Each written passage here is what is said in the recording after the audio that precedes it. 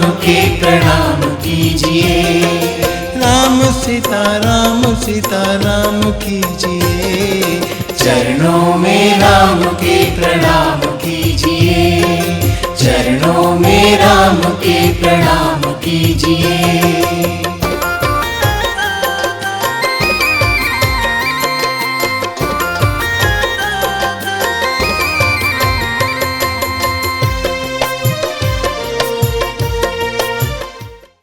मर्यादा पुरुषोत्तम श्री राम अयोध्या में है।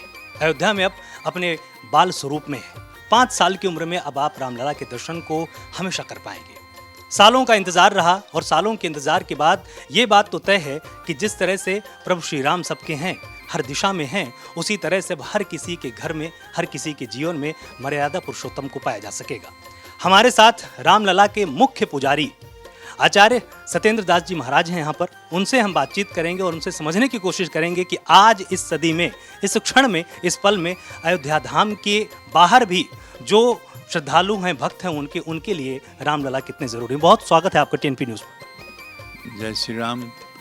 जहाँ तक रामलला की प्राण प्रतिष्ठा की बात है और उनको भव्य दिव्य मंदिर में विराज होने की बात है, तो वह पहले से पूजित जो मूर्तियां हैं वो चल मूर्ति हैं। पहले विवादित ढांचा में प्रकट हुई, उसके बाद में वह 6 दिसंबर 92 को ढांचा गिर गया, जिसके बाद में वो त्रिपाल में आए गए और उसी जगह त्रिपाल में रहे। अब ये कोर्ट का जब आदेश हो गया तो अस्थाई मंदिर बन गया। और वहाँ क्योंकि भव्य मंदिर बनना है, इसलिए वहाँ से हटा करके अस्थाई मंदिर जो बना है उसी में रामलला की पूजा अर्चना हो रही है और वह वहीं आज सब लोग उन्हीं का दर्शन कर रहे हैं।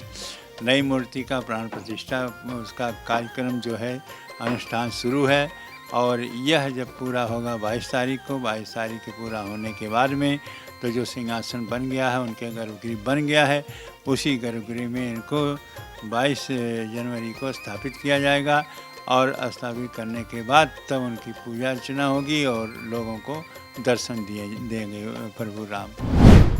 जिस तरह से प्रभु श्री राम के अगर हम जीवन को देखें तो चाहे एक बेटे के रूप में देखें, एक भाई के रूप में देखें, चाहे हम एक राजा के रूप में देखें, तमाम ऐसे आदर्श हैं जो आज के युवाओं को अपने जीवन में उतारने की जरूरत। तमाम युवा, अब आपने भी देखे होंगे कि मोबाइल में ज़्यादा व्यस्त हो गए हैं, बाइक में ज़्यादा व्यस्त हैं या तमाम अन्य चीज़ों में, जिनसे कि उनका जीवन धीरे धीरे उलझ रहा है, सुलझ नहीं रहा है। आप इन युवाओं को यहाँ पर क्या संदेश देना चाहेंगे? हम समस्त नवयुवकों को कहते हैं कि राम का आदर्श जो है वो मर्यादा पुरुषोत्तम के रूप में है। जैसे उन्होंने बाल रूप से लेकर के और तरुण रूप तक जो अपने चरित्र को दिखाए हैं, उसी चरित्र के अनुसार आप भी यदि रहें, जो है उन्होंने त्याग दिखाया। जब माता पिता का आदेश हुआ तो सीधे 14 वर्ष के लिए अयोध्या के वैभव छोड़ करके और चले गए वन में। और उसके बाद में उनके भाई जो आए, उनको भी चरित्र देखिए कि उन्होंने कहा कि नहीं, ये अधिकार केवल बड़े भाई का है, ये सिंहासन बैठना, उन्होंने छोड़ करके उनको मनाने चले गए।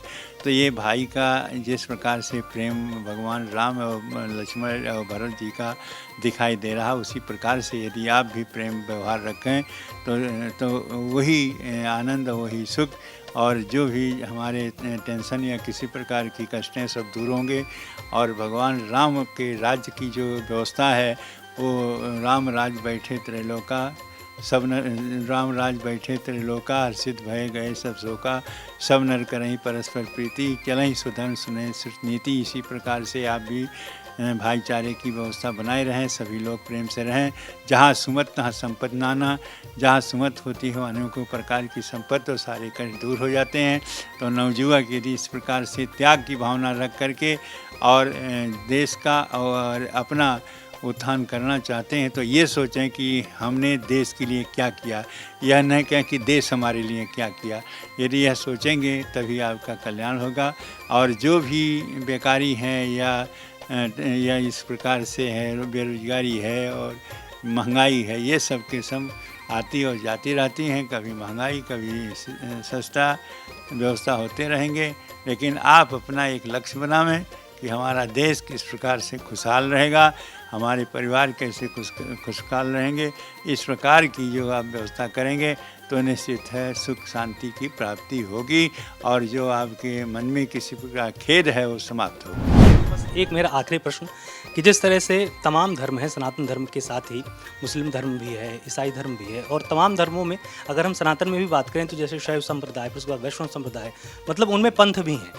क्या प्रभु श्री राम को निश्चित तौर पर उस आदर्श प्रतीक के रूप में हम स्थापित कर सकते हैं जिनको हर एक धर्म के व्यक्ति अगर अपने जीवन में समझें, उनको कंठस्थ करें, अपने घर में उनको उनके आदर्शों का पालन करें, तो हर किसी का जीवन सरल हो सकता है? देखिए, राम के चरित्र को यदि ग्रहण करें तो सब कुछ हो सकता है। एक माता के कहने से और महाराज दशरथ ने उनको वनवास भेज दिया 14 वर्ष के लिए। उसके बाद उस ऋषियों से मिले और केवट से पहले केवट से मिले, इसी इसकी प्रकार ऋषियों से जा कर के मिले, और साथ ही साथ जितने भी वनवासी, गिरिवासी और जिस भी पंथ के जैसे लोग रहे वो सबको गले मिलाते हुए प्रभु राम चले, और जिसका परिणाम ये हुआ कि आज वो भगवान के मुँह एक वनवासी पुरुष के रूप में गए थे, लेकिन आज उनका चरित्र ऐसा है कि उनको एक भगवान मानने लगे कि हाँ ये साक्षात परमात्मा है। यहाँ तक कि ऋषियों ने कहा कि रमन्ते योगिनो जस्मिन नित्यानंदे चिदात्मनि इति राम पदेना सो पर ब्रह्मा अभिदित पर ब्रह्म परमात्मा ही मानव के रूप में आए, और इसमें इसीलिए कि अधर्म का नाश करना और धर्म की स्थापना करना। तो इसी प्रकार से यदि उनको चरित्र को ग्रहण करेंगे तो कोई भी संसार में न किसी प्रकार का विवाद होगा, न कोई दुखी होगा, क्योंकि राम राज्य में यही रहा कि सब नर करहीं परस्पर प्रीति, चलहीं सो धर्म, सुनहि सुत नीति, बैर न कर काहू सन कोई, राम प्रताप विस्मता खोई। इस प्रकार से रहेंगे तो हमारा देश खुशहाल रहेगा और सभी सुखी और शांति से रहेंगे। जिस तरह से यहाँ पर सत्येंद्र दास जी महाराज जी ने बिल्कुल साफ कह दिया है कि समय विवादों का नहीं है, ये समय हर्ष का है, क्योंकि मेरे राम आ चुके हैं। और मुझे लगता है अयोध्या धाम में सबसे ज़्यादा इस समय अगर कोई प्रसन्न है तो ये महाराज जी हैं, क्योंकि इन्होंने सालों से रामलला की पूजा की, आराधना की, उपासना की, और सबसे करीब यही रहे। तो निश्चित तौर पर राम सबके हैं, हर दिशा में हैं, और निश्चित तौर पर यह भी कहा जा सकता है कि रामलला जब आए हैं तो किसी भी विवाद में पड़ने की ज़रूरत नहीं है। राम को सिर्फ अपने आंगन में स्थापित कीजिए और उनके आदर्शों को जीवन में समाहित कर लीजिए। कैमरा पर्सन कमल रावत के साथ आलोक शुक्ला, TNP न्यूज़।